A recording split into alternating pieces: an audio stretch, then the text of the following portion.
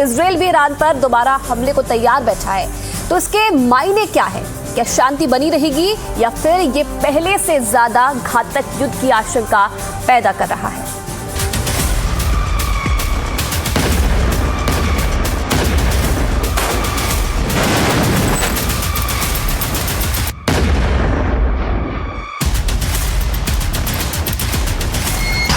समूची दुनिया ने अमेरिका, इजराइल और ईरान के बीच चले घातक युद्ध का मंजर 1 महीने से भी ज्यादा समय तक देखा है। दुनिया अब नहीं चाहती कि अब ईरान के आसपास की जमीन फिर धधके, फिर बर्बादी हो, फिर तबाही हो और मिसाइल और ड्रोन के हमले हो।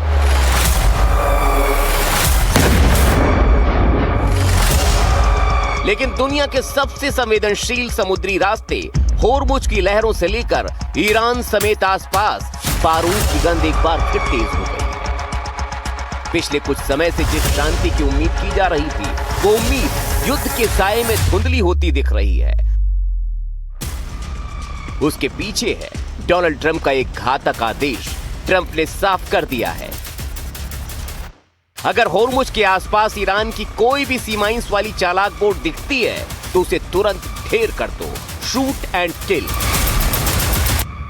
And their military is totally defeated. They're outside of the little wise guy ships. I call them the wise guy ships, the little boats that they have running around with guns in them. We'll take them out too when we see them. But their navy is gone, their air force is gone. इसके क्या मायने निकाले जाए? अगर America ने हमला किया, Iran की बोट तबाह की, तो क्या ईरान चुप बैठ जाएगा? तो क्या माना जाए? ईरान की कार्रवाई फिर से जंग का नया खाका खींच तो नहीं देगी? क्या पश्चिम एशिया दोबारा महायुद्ध के मुहाने पर खड़ा हो गया है? क्योंकि ट्रंप भी साफ दिखाना चाहते हैं कि सीज़फायर उनकी मजबूरी और कमजोरी बिल्कुल भी नहीं है।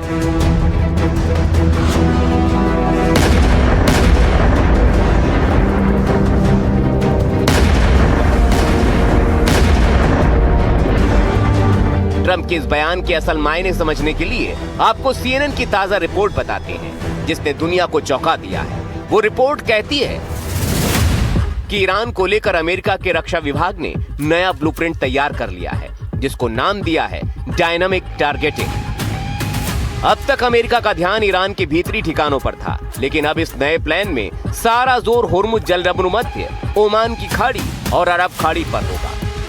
तो क्या माना जाए? युद्ध विराम के बीच अमेरिका ने भी अपनी तैयारी मुकम्मल कर ली है, जिसके दम पर ट्रंप बयान दे रहे हैं। ट्रंप ने साफ कहा है कि ईरान के वो छोटे फास्ट अटैक बोट्स और सुरंग बिछाने वाले जहाज, जिन्होंने दुनिया के 20% तेल सप्लाई को बंधक बना रखा है, अमेरिका की गनें लॉक एंड लोडेड हैं, बस एक ट्रिगर दबने की देरी है।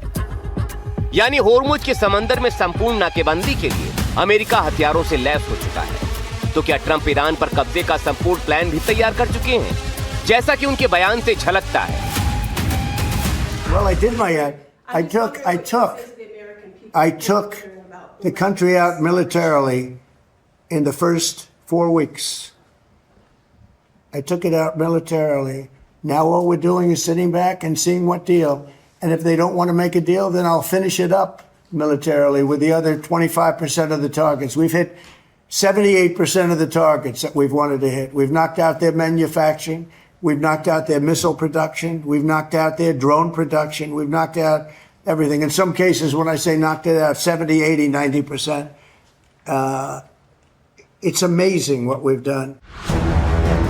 लेकिन दूसरी तरफ IRGC भी बैठी है, जिसने खुली चेतावनी दी है कि जब तक अमेरिका उनके बंदरगाहों की घेराबंदी नहीं हटाता, तब तक होर्मुज का रास्ता नहीं खुलेगा। ईरान ने दावा किया है कि उनकी मिसाइलें और ड्रोन क्षमताएं आज भी सुरक्षित हैं और वो किसी भी हमले का जवाब देने के लिए नई तकनीकों का इस्तेमाल करेंगे। इस त्रिकोणीय संघर्ष में तीसरा सबसे बड़ा खिलाड़ी है इजराइल। इजराइल भी चुप नहीं बैठा है, वो ईरान को लेकर सुलग रहा है। इजराइल के रक्षा मंत्री इजराइल काट्ज ने ऐलान किया है कि IDF ईरान पर दोबारा हमला करने के लिए पूरी तरह से तैयार है। इजराइल ईरान के खिलाफ युद्ध को फिर से शुरू करने के लिए पूरी तरह तैयार है। इजरायली सेना रक्षात्मक और आक्रामक दोनों ही मोर्चों पर तैयार है और हमने अपने लक्ष्य तय कर लिए हैं। हम अमेरिका से हरी झंडी का इंतजार कर रहे हैं, जिसका मुख्य उद्देश्य ख़ोमेनी राजवंश का पूरी तरह खात्मा करना है। इजराइल जिस तरह से दहकते हुए बयान दे रहा है वो पश्चिम एशिया की जमीन को फिर से बारूदी गन से भर सकता है, क्योंकि इजराइल कह रहा है कि उसने अब की बार घातक तैयारी कर रखी है। जब इस बार हमला फिर से शुरू होगा तो वो पहले से कहीं अलग और घातक होगा। ईरानी आतंकी शासन ने अब तक जो भयानक मार झेली है, उसके बाद अब हम उन जगहों पर विनाशकारी प्रहार करेंगे जहां उन्हें सबसे ज्यादा दर्द होगा। यह हमला ऐसा होगा जो इस शासन की नींव हिला देगा और उसे पूरी तरह धराशायी कर देगा। ऐसे दहकते बयानों के बीच अगर किसी घटना का मामूली सा पेट्रोल भी लग गया तो ये आग भयंकर तौर पर भड़क सकती है। इन सब के बीच अमेरिका का समुद्री बेड़ा USS George H.W. Bush Iran के समंदर के पास पहुंच गया है, जिस पर हजारों प्रशिक्षित सैनिक हुक्म का बस इंतजार कर रहे हैं। माना जा रहा है कि अमेरिका ईरान पर बातचीत करने के लिए दबाव बनाने के लिए सैन्य जमावड़ा बढ़ा रहा है। वो बार बार समझाने की कोशिश कर रहा है कि अभी समय है, बात मान जाओ। लेकिन ईरान ने जिस तरह खुद को इस युद्ध में संभाला है, उसके बाद क्या वो धमकियों से डरेगा, कहना मुश्किल है। यही बात युद्ध की आशंका पैदा करती है। आगे क्या होगा, बात भड़केगी या फिर शांति का परचम लहराएगा, फिलहाल कुछ भी कहना मुश्किल है।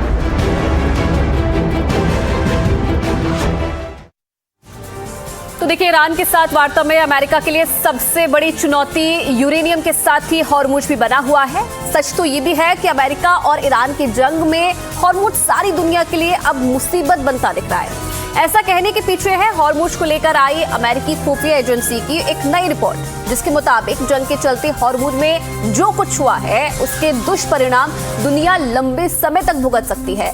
वो दुष्परिणाम जिन्हें सुनकर अमेरिका के तमाम जो सांसद हैं वो परेशान हैं, तो पेंटागन की नींद उड़ी हुई है।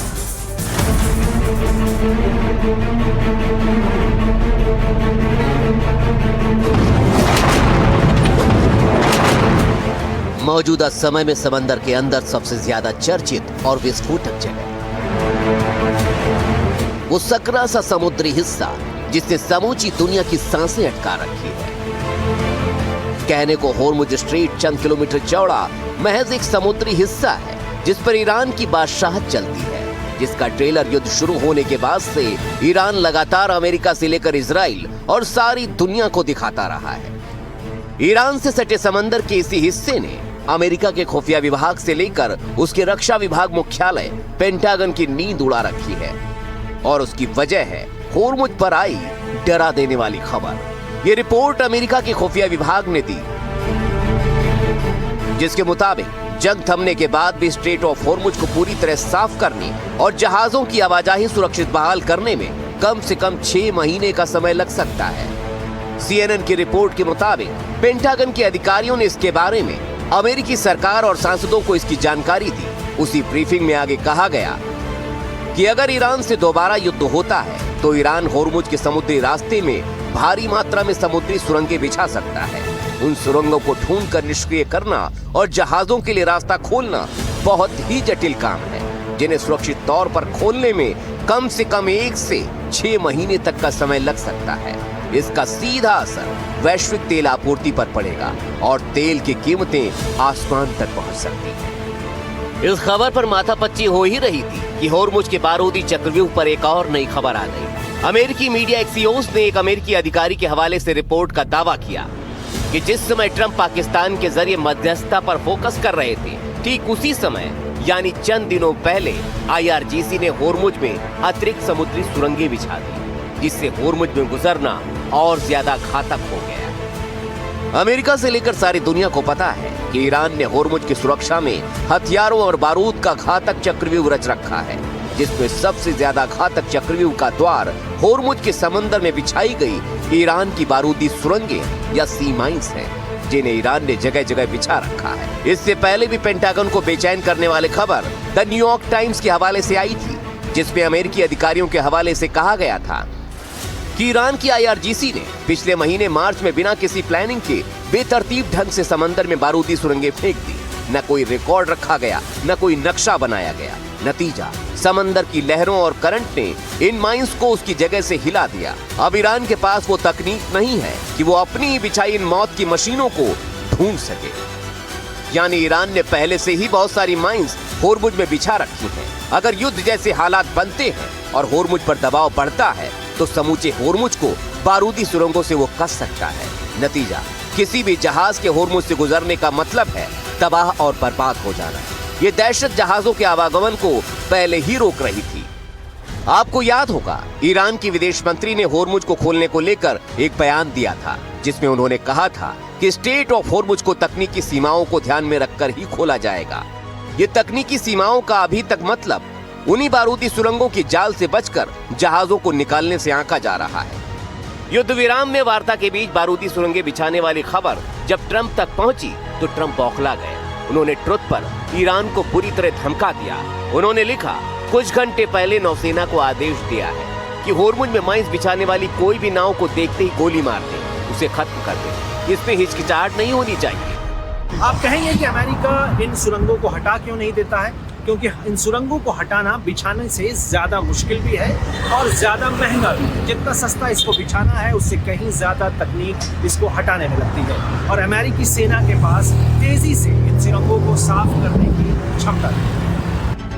अब सोचिए, जिस समुद्री रास्ते से दुनिया का 20% कच्चा तेल गुजरता है, अगर वो 6 महीने तक बंद हो गया तो अंतर्राष्ट्रीय स्तर पर तेल की कीमतों का क्या हाल होगा, वैश्विक आपूर्ति का क्या होगा? क्योंकि महज कुछ ही दिन होर्मुज के जाम रहने से दुनिया के तमाम देशों समेत यूरोप की भी हालत खराब हो गई। यानी ऐसे हालात किसी भीषण वैश्विक आपदा से कम नहीं है। अब सवाल ये भी उठता है कि आखिर ये समंदर में बारूदी सुरंगें दिखती कैसे और कैसे बिछाई जाती, जहाजों के लिए कैसे खतरनाक होती? तो आपको आसान भाषा में समझाते हैं। ये कोई साधारण बम नहीं है, ये साइलेंट किलर है। इन्हें जहाजों की मदद से समंदर में डाला जाता है, जिन्हें एक खास जगह पर फिक्स कर दिया जाता है। ज्यादा गहराई में सबमरीन से भी बिछाई जाती है, जिन्हें 50 से 300 मीटर की गहराई में बिछाया जाता है, जिनमें 150 किलोग्राम से लेकर 1000 किलोग्राम तक का बारूद होता है। ये माइंस किसी शिकारी की तरह इंतजार करती हैं और किसी भी जहाज के चुंबकीय प्रभाव और उसके रफ्तार और या आवाज से उसको पहचान लेती है। जैसे ही ये जहाज उनके पास से गुजरता है, ये उसके निचली सतह में ऐसा छेद करती हैं कि बड़े से बड़ा जहाज भी तिनके की तरह बिखर जाता है। यानी जहाजों के लिए बहुत बड़ा खतरा होती हैं समुद्री माइंस। हालांकि जब ये खुफिया और डराने वाली रिपोर्ट सार्वजनिक हुई तो पेंटागन के प्रवक्ता ने इसे पूरी तरह से हकीकत मानने से इनकार कर दिया। लेकिन सच सारी दुनिया को पता है कि जिस होर्मुज का रास्ता अमेरिका साम दाम दंड भेद और सारे पैर पैतरे अपना कर भी खुलवा नहीं पा रहा है, उसके पीछे उसकी मजबूरी क्या रही होगी? छोटे छोटे टापू हैं, पूरी पहाड़ियां हैं, पूरे समुद्र के तट के साथ साथ में, जहाँ इनकी छोटी छोटी बोट्स की गुफाएं बना रखी हैं, वहाँ वो छुपती हैं। इनकी जो एंटी शिप मिसाइल्स हैं वो तैनात की हुई हैं, ड्रोन्स तैनात किए हुए हैं। एक तरह से किलिंग ग्राउंड कह लीजिएगा। ऐसे में अमेरिका छोड़िए, कोई भी नेवी अगर उस क्षेत्र के अंदर जाती है जो कि ईरान ने एक तरीके से या IRGC ने एक तरीके से चक्रव्यूह बना के रखी हुई है, नुकसान तो होगा ही होगा। लिहाजा अमेरिका इस बात से बच रहा है कि वो इस तरह के नुकसान को उठाए। जाहिर है होर्मुज ही वो स्पॉट है जिसकी वजह से ईरान अमेरिका को आसानी से धमका रहा है, क्योंकि होर्मुज में उसकी चक्रव्यूह को अमेरिका काट नहीं पा रहा है। आने वाले समय में होर्मुज में आवागमन पहले जैसा सामान्य हो पाएगा या पहले की तरह ही चल पाएगा, कहना फिलहाल बहुत मुश्किल है। Bureau report, NDTV India.